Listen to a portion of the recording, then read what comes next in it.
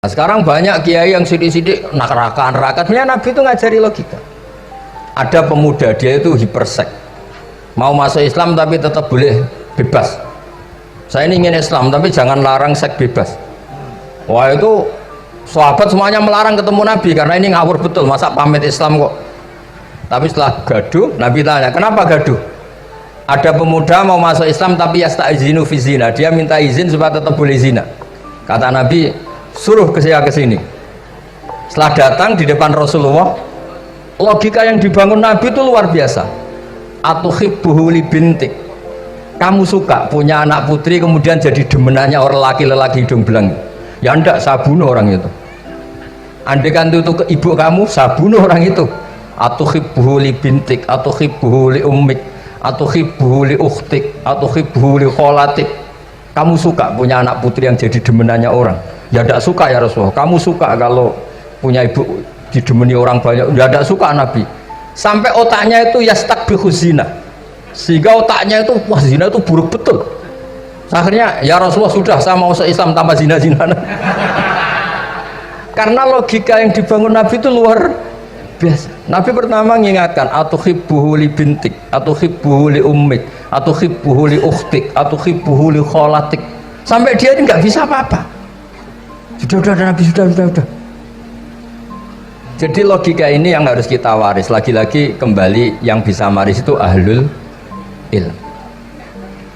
Sama itu kan kayak diskusinya Nabi Yahya dan Nabi Isa. Nabi Yahya itu suka berkawan orang-orang soleh. Setiap berkunjung di mana itu nyari yang orang-orang soleh. Ditanya kenapa kamu berkawan orang soleh? Ya berkawan orang soleh itu asik. Tapi kalau Nabi Isa enggak. Kalau ada desa-desa yang masih hitam, masih merah itu dikunjungi, kemudian dibina. Ditanya sama Nabi Yahya, lima anda tanzilu ala syirarin nas, kok kamu kumpul orang-orang yang kayak gitu? Jawabnya beliau, innama ana tabibun udawil mardo. Di mana-mana Nabi itu ya dokter, di mana-mana dokter menyembuhkan yang sakit. Jadi dulu logika kebalikan itu dibangun, sehingga dulu ulama khilaf itu ikhtilaful a'immah apa? Rahmah. Masyhur itu. Saya sering cerita dan itu ada di kitab Khilyatul Auliya. Nabi Yahya itu lebih ceria. Nabi Isa itu agak sering cemburut. Atau kebalikannya, pokoknya yang satu tuh mali aro ka'abisan ka'annaka taqnatu mir rahmatillah. Kamu kok sering cemburut, seakan-akan rahmat Allah itu terbatas. Wong kok ora iso syukur. Yang satu gojlok mali aroka dohikan ka'annaka ta'manu mim makrillah. Kowe kok guya-guyu, kok is bebas kon rokok ae gitu. Nah, sehingga ya itu tadi sudut pandang. Makanya saya sering cerita dulu kalau Said Abdul Al-Haddad itu tanya, "Jong kowe ngaji sapa?" Ngaji si A. Kiaimu tau nangis? Ndak. Ojo ngaji. Kiaimu ati atos, kiai kok ora iso nangis. Tapi kalau Abul Hasan Asadili kebalikan, "Jong kowe ngaji sapa?" Ngaji si A. Kiaimu tahu guyu nak ngaji mboten nate. Ora usah ngaji wong ora iso syukur. Jadi nah itu yang akhirnya menjadi keseimbangan khaufau wa tama. Ada khauf, ada apa? Roja. Sehingga karena sudut pandang itu nggak bisa dihilangkan, sawalangnya nggak bisa dihilangkan. Ini yang sering diceritakan kisah itu kakaknya ini. Dulu Muhammad bin Hasan Asyibani, Imam Syafi'i itu lama sekali beliau jadi ulama top yang suka fikir. Dianggap fikir itu aman, ngeringankan hisab. Enggak jenengan fikir yang dihisab malaikat apanya kan? Kan nggak bisa ngisab jenengan. Apa saja tidak punya. Punyanya problem. Nah, setelah ngaji sama Imam Malik, Imam Syafi'i tanya, yang ilmunya setingkat jenengan siapa? Kata Imam Malik, sebetulnya Abu Hanifah, tapi orangnya sudah meninggal, tapi ada muridnya namanya Muhammad bin Hasan Asyibani. Kamu ke sana dari Madinah ke Irak, dulu tempatnya di Baghdad. Setelah di Irak, Muhammad bin Hasan Asyibani itu kalau ngitung uang tuh di meja, emasnya itu banyak, uangnya banyak, dia hitung di meja, malah kaget. Saya ini gedeng kiai, kedunyan ini ketemu kiai, kedunyan. Ya karena Muhammad bin Hasan Asyibani itu wali, kamu tanya, kamu heran ya ada kiai kaya? Iya. Ya sudah, kekayaan ini kasihkan orang fasik biar dipakai demenan, dipakai mabuk, dipakai ini. Terus ya jangan, kalau kena orang fasik bahaya, jenengan saja. Semenjak itu Imam Syafi'i mulai rodok seneng duit. Jadi ada cerita soalnya kok diangen-angen, nah terus keterusan umatnya kayak gini-gini tuh. Jadi ini cerita nopo istihad apa? Cerita nopo istihad. Sama pangkat juga sama. Gue seneng nak wong soleh-soleh tidak ikut ngurus negara ini. Mau dikemanakan negara ini? Tapi ada yang berpikir, gue seneng nak wong soleh terkontaminasi. Ya sudah monggo. Sing isra payu jabat, nggih berpikir zuhud. Sing payu yo berpikir politik. Yang penting semuanya itu berdasar ilmu. Yang penting itu semuanya berdasar apa? Ilmu. Karena ilmu ini basis yang paling diridani Allah Subhanahu wa taala. Masyhur itu di Ihya sering diceritakan Imam Ghazali, ana alim uhibbu kulla alim. Kata Allah, saya ini alim dan sangat mencintai orang alim. Karena orang alim ini yang tahu perspektif. Orang yang enggak, yang ngiranya, saya ulang lagi, yang ngiranya itu enggak ilmiah. Di depan orang alim itu sangat-sangat apa? Ilmiah. Yaitu tadi misalnya ada ayat wa min ayatihi ma'namukum billaili wan nahar. Masa iya tidur yang ngorok semua turunnya secara jelas kok jadi wa min ayatihi? Tanyakan ahli medis, sistem tubuh kita kalau nggak tidur tuh kayak apa rusaknya? Dan toat pas-pasan ini satu-satunya solusi yo turu. Bengi ngempet kepen delok dangdut, delok dugem. Barang turu jebule esuk wis bar, alhamdulillah. Cara melek iman kamu seberapa? Tarikan-tarikan maksiat posisi kamu terjaga bisa kalah kan? Tapi kalau tidur sukses kan tarkul maksinya. Nah, karena tidur itu sukses menghilangkan maksiat disebut wa min ayatihi manamukum billaili wan nahar. Sampai Imam Ghazali ngendikan di makalah itu, sehingga nanti ibadahnya umat ini di akhir zaman an-naumu, ibadah terbaiknya itu tidur. Nah niku mulane maksud kula ngeten lho. Sampeyan anut jalur wong alim dia turu ya ibadah, tengok-tengok ya ibadah, jagongan nggih ibadah, gojol-gojolkan ambek kanca nggih napa? Ibadah. Karena ini semuanya kul bi fadlillah bi rahmati fa bidzalika napa? Falyafrah. Tapi kalau kamu tidak punya basis ilmu, adanya suudzon. Kiai kok jagongan guyon sewengi kiai opo? Kiai kok turu sewengi ku kiai? Karena basisnya ada ilmu. Padahal jelas ketika Rasulullah bikin urutan kebaikan, pertama Nabi ngendikan kamu menolong orang. Jika tidak bisa, terakhir Nabi ngendikan takufu syarraka anin nas fa innaha sadaqatun minka ala nafsik.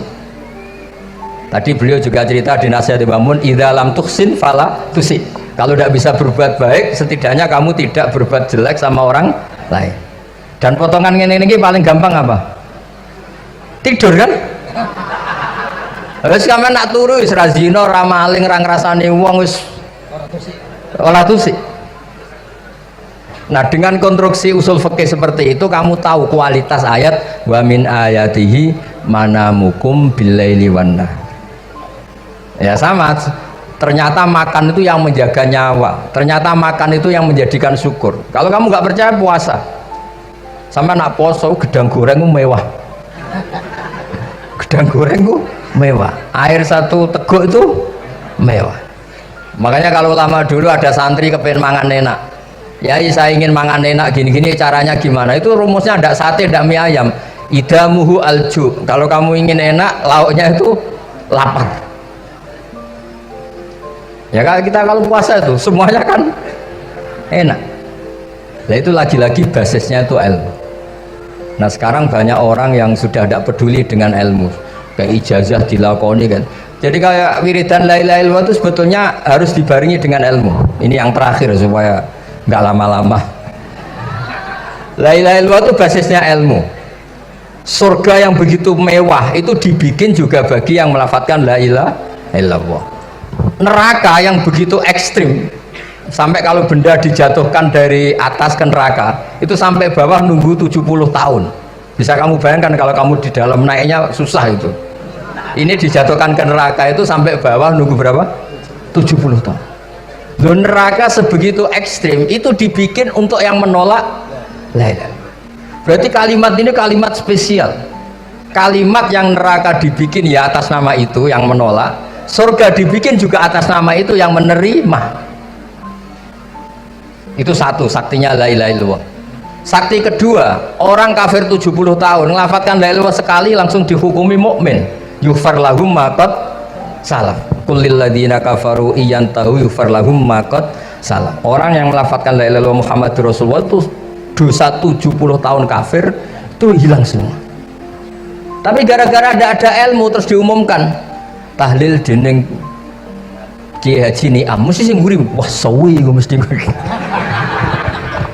Padahal kalau kamu tahu ilmunya tadi ini kalimat yang luar biasa, kalimat yang bisa melebur dosa. Bahkan dalam madzhab Sadiliyah itu unik, kalau kamu wiridan la ilaha illallah itu jangan istighfar dulu, istighfarnya belakangan. Alasannya Abdul Hasan As-Sadili itu fa'alam annahu la ilaha illallah wastaghfir li dzambik li hadhil kalimah. Orang kafir 70 tahun dia istighfar 100 kali nggak akan dimaafkan Allah, tapi ngelafatkan la ilaha illallah langsung dimaafkan. Jadi orang bisa dimaafkan tuh barokahnya la ilaha illallah. Jadi, ya kan, jadi orang kafir 70 tahun wirid istighfar 100 kali atau 1000 kali dimaafkan enggak kan? Tapi kalau membaca la ilaha illallah dimaafkan. Jadi istighfar tuh ngefek positif itu kalau dibarengi la ilaha illallah. Makanya wastaghfir li dzambika bihadil kalimah, cara Al-Qur'an. Kamu boleh istighfar berdasar hadhil kalimah, berdasar la ilaha illallah. Tapi terus kemudian ya thariqah itu banyak, itu urusan rasa. Justru karena la ilaha illallah kalimat thayyibah harus disucikan dulu. Caranya istighfar dulu. Nah itu urusan monggo lah. Tapi apapun itu basisnya harus napa? Ilmu. Basisnya harus ilmu. Jangan malah sentimen. Wong di kuburan wiridan la ilaha illallah dihukumi kafir. Nah, itu kan aneh. Wong kalimat ini yang kafir saja menjadi muslim, sekarang yang muslim menjadi kafir. Itu paham kok seaneh itu gitu kan. Ya karena basisnya ada ilmu tadi. Coba kalau basisnya ilmu itu kan aneh betul. Hadil kalimah kalimatun soro bihal kafiru musliman fakaifa sorol muslimu bidzalika kafiron. Ini kalimat yang kafir saja menjadi muslim, masa dengan kalimat yang sama yang muslim menjadi aneh gak? Aneh. Jadi kalau suwon pokoknya basis ilmu harus sekuat-kuat. Caranya gini agak kiai kon sregep mulang ojo politik terus ngoten. Tapi politik bagian dari ilmu, wis ra iso diterangno.